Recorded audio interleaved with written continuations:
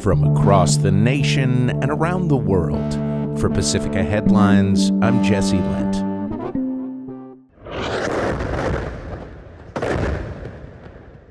An Israeli airstrike yesterday on a building in the town of Zaweda in the central Gaza Strip, following a warning from the Israeli army to the owners of the property to leave the area, local residents said, footage and reporting courtesy of Reuters. Other Palestinians were not as fortunate, as the news agency reports that 2 airstrikes, including the Zaweda strike, killed at least 3 people, including a 4-year-old boy, and wounded 6 others, according to Al Jazeera. Medics on the scene told Reuters the wide blast of flying debris and shrapnel spread for dozens of meters and wounded at least 6 people, including 4-year-old Mohammed Abdel Salam Taha, who was later pronounced dead at the hospital. Last night, Israeli Prime Minister Benjamin Netanyahu and his Defense Minister Israel Katz issued a joint statement warning they would intensify strikes on Gaza following what they claimed were launches of balloons, drones, and kites towards Israel from the region. Israel warns Hamas that if the launches towards Israel do not stop immediately, the Israeli army will act to intensify strikes against those responsible for the launches and evacuate populations from areas which kites, drones, and balloons are launched. The statement read,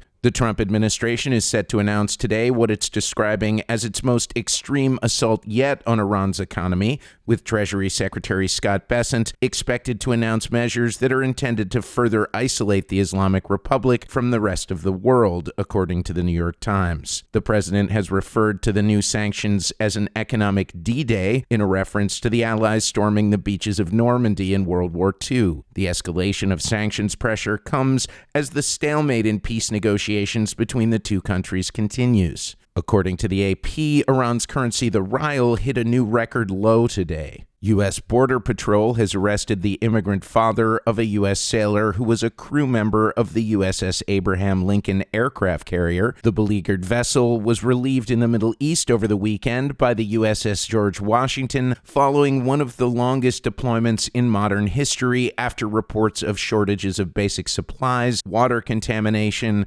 plumbing issues, and deteriorating mental health aboard the carrier emerged. The sailor announced the arrest of his father, Luis Manuel Avias Roa, in a Facebook post verified by Reuters. Originally from Nicaragua, Roa was taken into custody at a vehicle stop in Key West, Florida. A spokesperson of the Department of Homeland Security, which oversees Border Patrol, said yesterday, "I've been deployed for over 9 months out at sea in the Middle East aboard the USS Abraham Lincoln, fighting for a country that has given me everything." The sailor Joshua Avias, the son of the detained immigrant, wrote in a Facebook post published Saturday, "I just got a call that my dad was taken by ICE." He added that his father was carrying his driver's license, social security card, and work permit. "We have done everything through immigration to get his green card approved, and we are just waiting," Joshua Avias wrote. "This is heartbreaking for me. I don't know how I can mentally continue working 12-plus hour days, knowing that my dad is somewhere possibly being treated like a criminal." A spokesperson for the Department of Homeland Security said Roa entered the U.S. illegally and would remain in Immigration and Customs Enforcement detention pending removal proceedings. "Having a family member in the military is not a free pass to violate our nation's laws," the spokesperson said. President Trump asserted in a social media post yesterday that Canada wants the, quote, benefits of being a state without being one, following an announcement the previous day by Canadian Prime Minister Mark Carney that his country would implement retaliatory tariffs on the U.S. starting on September 8th,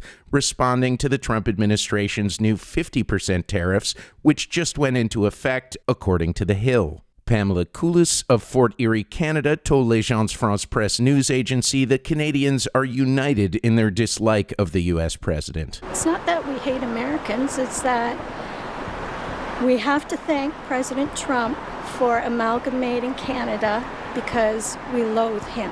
We have the power, and it starts in buying food. If it's from the States, don't buy it. President Trump joined the hundreds of people who gathered to see an IndyCar race through the streets of Washington, D.C. yesterday, marking the culmination of a series of summer events to celebrate 250 years since the signing of the Declaration of Independence. Those are the latest Pacifica headlines for the Pacifica Network. I'm Jesse Lent.